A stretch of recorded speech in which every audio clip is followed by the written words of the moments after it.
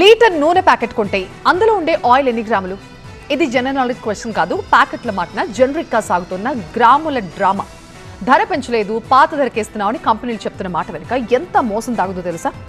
అసలు oil packet నిశ్శబ్ద దోపిడీపై TV9 ప్రత్యేక కథనాలు చూడండి.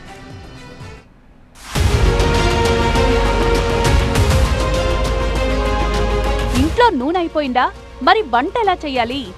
పరుగున షాప్కు వెళ్లి లీటర్ ప్యాకెట్ కొనుక్కురావడమే. లీటర్ లెక్కన బిల్లు పే చేస్తారు.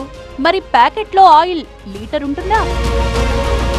ఆ లీటర్ నూనె అంటారు కానీ లీటర్ ఉంటుంది. అది 5 రోజుల కంటే ఎక్కువ రావట్లేదు. మరి 5 రోజులకు ఒకసారి మేము తెచ్చుకొని కూరలు కొంచెం మంచి కూర వండుకుంటే తొందరగా అయిపోతుంది. IIHM స్టూడెంట్స్ ప్రపంచం మొత్తం ఉద్యోగాలు చేస్తూ లక్షల్లో జీతాలు సంపాదిస్తున్నారు. ఇప్పుడే చేరండి international institute of hotel management. ఎప్పుడు ఈ నూనెలకి అయిపోద్ది మా ఖర్చు అంతా అసలు అనకూడదు కానీ అంటారు లీటర్ ఉంటలేదు. అసలు అది లీటర్ తగ్గే ఉంటుంది. అది మరి అలాగనే మేము నూనె లేకుండా తినలేము. ప్యాకెట్ రేట్లు పెరిగిపోయినాయి, నూనె తగ్గిపోయింది. అలాగా మా మధ్యతరగతి వాళ్ళు కొంచెం ఇబ్బంది పడుతున్నాం కదా. ఇన్నాళ్ళ కొంచెం వారం రోజులు వచ్చేది, ఇప్పుడు వారం కూడా రావటం తక్కువ అవుతుంది. అది సంగతి. ఒకప్పుడు వారానికి సరిపడే లీటర్ ఆయిల్ ప్యాకెట్ ఇప్పుడు 4-5 రోజులు కూడా రావట్లేదు. ఎందుకని?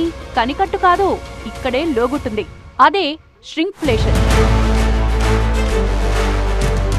సాంకేతికంగా 1 లీటర్ నూనె బరువు కేవలం 910 గ్రాములే.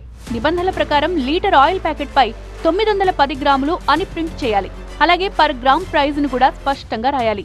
కానీ కొన్ని కంపెనీలు లాభాపేక్షతో 910 గ్రాములకు బదులు 850, 870 గ్రాములతో లీటర్ ప్యాకెట్లను మార్కెట్ చేస్తున్నాయి.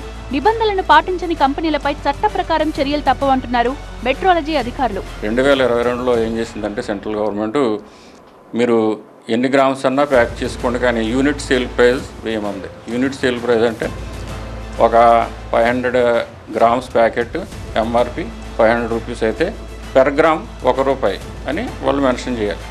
కన్జ్యూమర్ ఏం చేయాలంటే ఆ పెర్ గ్రామ్ ₹1 ఉంది కదా, దాన్ని కంపేర్ చేసుకోవాలి బ్రాండ్కి. లైక్ సన్ఫ్లవర్ అయితే 9-10 గ్రామ్స్ బ్రాకెట్లో 1 లీటర్ at 30 degrees Centigrade అని రాయాలి, ఒకే చోట రాయాలి. లేదా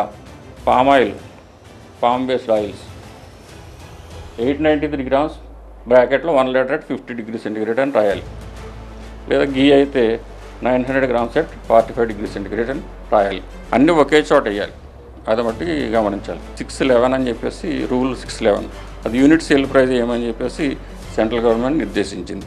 యూనిట్ సేల్ ప్రైస్ కంపేర్ చేసుకుని ఏది తక్కువ ఉంటే అది కొనుక్కోవాలి. మా తనిఖీల్లో ఏమన్నా ఇటువంటి ఇర్రెగ్యులారిటీస్ ఫైండ్ అవుట్ చేస్తే ఫస్ట్ అఫెన్స్ నోటీస్ ఇవ్వమని వచ్చిందండి. ఇప్పుడు జనవిశ్వాస్ 2.0లో ఫస్ట్ అఫెన్స్ వాళ్ళకి నోటీస్ ఇచ్చి మారటానికి మనం అవకాశం ఇవ్వాలి.